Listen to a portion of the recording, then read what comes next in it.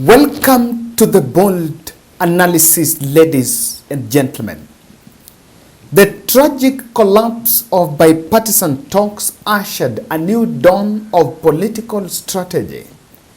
And during the Yatta declaration meeting by the Azimio leadership, they resolved a pushback on President William Ruto to address all the dissenting voices that has emerged courtesy of the poisonous tongue of the Deputy President, Rigathi Gachagua. Welcome to the bold analysis. In this podcast, I want us to revisit the secession narrative being signaled by Azimio la Umoja, and immediately the Azimio started talking about it. We have seen the UDA side taking it head on and of course reacting about it critically. But what is the potential, or what do you think the secession talk will really have for our politics in this country? Kindly subscribe to our channel, click the notification bell and like our video. Thank you very much for those who are supporting us, even for those who are advertising with us. Asanteni sana. And remember, you can still continue to grow your brand with us. Here is a soundbite of Raila Odinga speaking about the secession talk while in Yatta Farm. Unasanya pesa kwa watu wetu, alafu wewe unatumia hiyo kwa maendeleo upande yako peke yake. Ajira kali unapaka kabila yako peke yake. Kabila yako peke yake. Wanaongea hata lugha yao peke yake katika maofisi ya serikali. Hizi ni matusi. Ni matusi. Huna haki Bwana Ruto kufanya hiyo kwa Wakenya. Naibu yako ndiye amesema ati hao watu watakuwa naangalia tu. Yeye kazi yake kukaa pale kuangalia kama gatekeeper. Wewe uko na shangapi? Wewe huna chochote, rudi nyuma. Wewe kuja hapa mbele hapa namna hiyo. Na wewe hujakanusha hiyo. Tunampatia wewe wiki moja kukanusha yale maneno haya. Usipokanusha hiyo, tutaandika kwa Umoja wa Mataifa. Tunataka self determination. I have been telling our viewers here that the mass action was just one tool of political aggression. So when I followed the Yatta declaration and I heard the talk about secession, it didn't come to me as a shocker, because I think at the back of my mind I said, okay, that could be the plan B, and who knows what could be the plan C. And so this is, I knew that that was going to come, and who knows, it might not even end there. This is not the first time that Raila Odinga camp are talking about the secession. I remember this is part of political aggression. But what has always happened is, I think every government of the day always has its own laxity. And one of the things that thrives the secession talk is the politics of shareholding. And that is why if you listen to the 20-minute speech by Raila Odinga, it is more based, it's coming, the way it was developed from the shareholding narrative. And so, I think Raila Odinga team are having some bold three objectives of this. And one of the things you cannot wish away, I think the secession talk brings the international attention in the Kenyan crisis.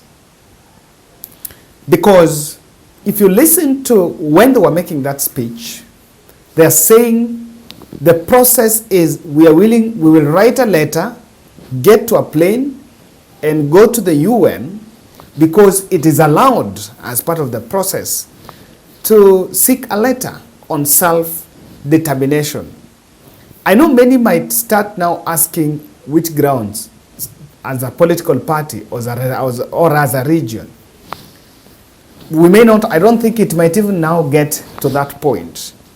The whole thing, the moment such a talk or such a narrative is sinking, you need to ask yourself, what exactly will it bring on fold? And one of the objectives, or one of the things it can bring to the Kenyan politics, is international attention in the Kenyan crisis. And when that is now to be negotiated, I can tell you that what Raila Odinga team has seen is a situation where, you see, these talks, that bipartisan talks, I support it being collapsed and withdrawing the members, and the story ends there, so that we start afresh and get international mediators.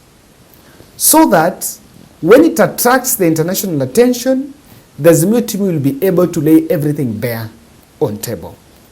And this is why when the President Uhuru Kenyatta was speaking in Nigeria, he touched something about the need to work together, advising the Nigerian president-elect, but again in the context, it was a message to President Ruto. That was across the border, and it points out what exactly needs to be done.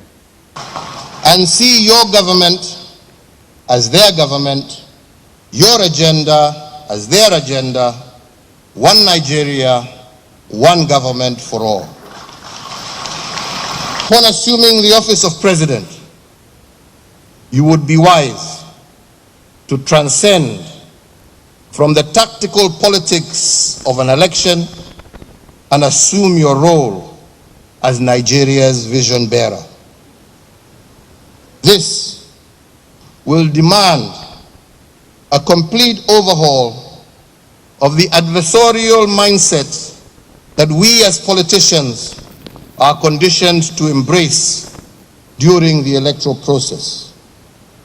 As president, you must learn very quickly to lead those who love you and those who loathe you with equal passion and commitment. I know that some quarters or some political observers will look at it as just trying to create a bit of tension in the country.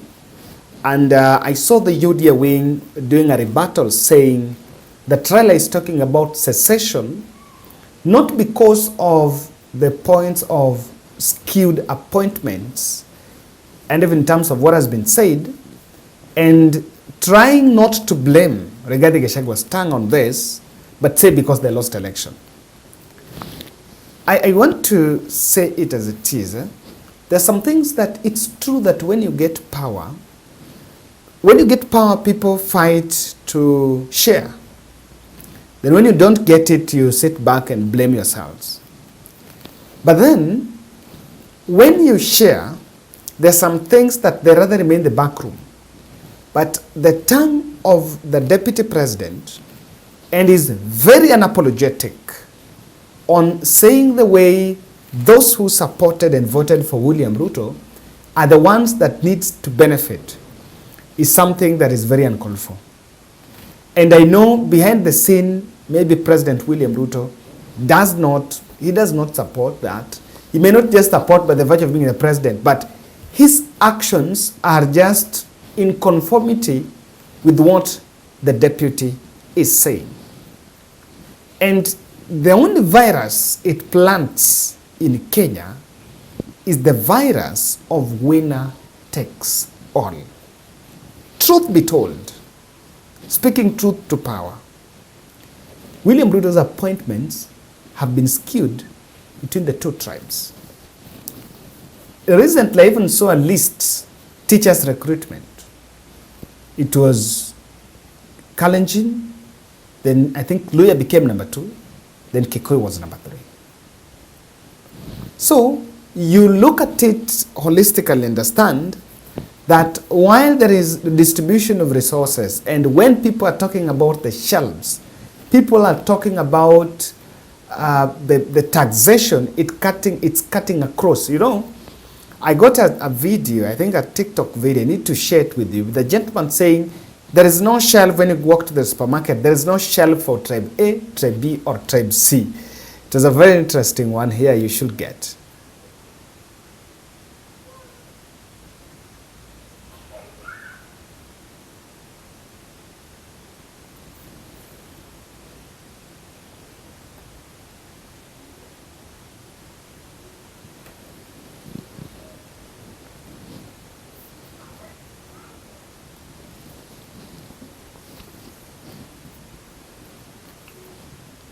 Now, that gentleman was speaking in the context of those who say our person.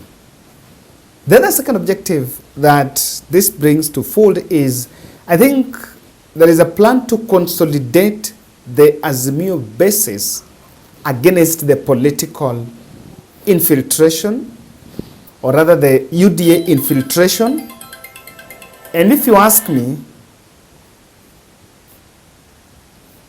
against UDA infiltration, and if you ask me, it borders about the using the discrimination card. You know, there are some people, although of course it's true, there are some areas, not some, in Kenya, the areas that are left behind. There are areas that are purely left behind. You may not give the statistics and the data on which what has been given, but even if you look at kind of the development projects that are being launched, there are areas that are left behind. And when you can successfully stir the emotions that you are not part of this administration, you perpetuate the regional disenfranchisation, then on that will be also a plot to consolidate the vote. But this is it. This is my punchline. Raila Odinga is a statesman. And I've always been saying that I think William Ruto is dealing with a Raila that is very lenient and very accommodative. If he would be dealing with the young leaders like Bobby Wine and Malema of South Africa, would be having a different scenario. The talk for secession, the main objective is to raise the stakes in Azimio UDA re-engagement. I can tell you, the only thing that what will solve us, you know, I don't fancy violence. And I know very well that even the people in Azimio la Umoja, including former President Uhuru Kenyatta, they don't fancy violence. And they know that in the fullness of time, there will come a time when Ruto, Raila, and Uhuru will come to talk and renegotiate. Take that to bank. Forget about what the hardliners are saying. It will be a matter of necessity because things are not going to move as easy as we may take. No one can come out, and Mwengi Kinjuri is saying, no one can come out and brag, I control the whole of Kenya.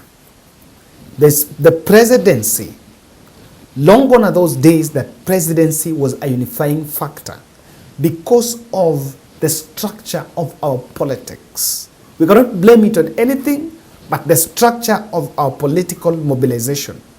We cannot do 5 years of tribal mobilization and believe that a single election day can help us undo the division and antagonism that we've planted for the last 5 years. And so, Azimio is raising the stakes. I can tell you that in any sort, what bipartisan talks will move up to be after this secession talk, it will up the stakes and make sure there is the serious pushback.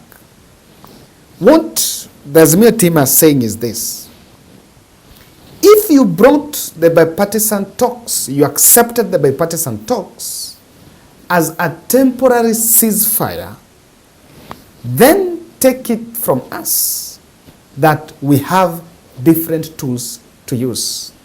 And we must not opt for violence. We must not opt for mass action. We have other tools that we can use. That is the message Azimio la Umoja is sending. And from this secession talk, I believe this can easily then attract the international community. And these three objectives will converge at one point, that we must fix our politics. You know, we need to be very honest with ourselves.